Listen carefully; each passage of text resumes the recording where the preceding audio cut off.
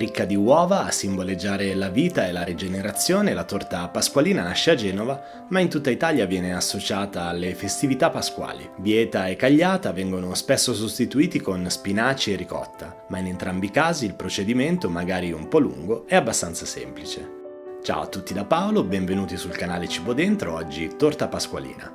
Aggiungete un paio di cucchiai di sale alla farina setacciata, poi l'acqua e l'olio. L'impasto non prevede la presenza né di uova, che comunque abbonderanno nell'impasto, né di lievito. Mescolate bene in una ciotola, poi quando il composto si sarà compattato stendetelo su un piano di lavoro e lavoratelo aiutandovi con un po' di farina fino a che non sarà diventato ben elastico. Proseguite per almeno una decina di minuti, poi fate riposare l'impasto avvolto in un canovaccio. Il ripieno non comporta grandi difficoltà, anzi, l'unica cosa alla quale bisogna stare attenti sono i liquidi, degli spinaci e della ricotta. Se avete tempo lasciate sgocciolare la ricotta qualche ora prima di lavorarla, magari la notte prima, in modo da eliminare un po' di liquidi che rischierebbero di rendere il fondo della torta bagnato e quindi molle e poco cotto. Fate lo stesso con gli spinaci, lessateli in acqua salata e lasciateli sgocciolare tutta la notte dopo averli pressati con le mani. Aggiungete qualche fogliolina di maggiorana fresca se l'avete, sminuzzateli aiutandovi con un coltello, poi aggiungete le uova e il parmigiano grattugiato.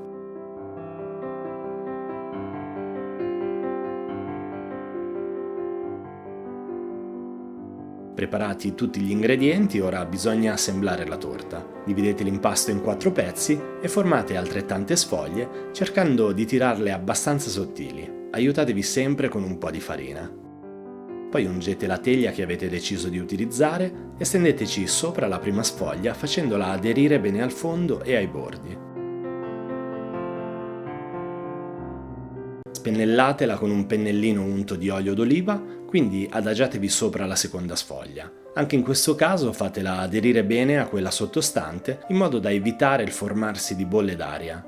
Io poi ho riempito la torta formando 3 strati anziché 2 come si usa normalmente. Faccio un primo strato di spinaci, uova e parmigiano e lo livello aiutandomi con il dorso di un cucchiaio. Poi faccio un secondo strato di ricotta, uova e parmigiano e chiudo con un terzo strato di spinaci.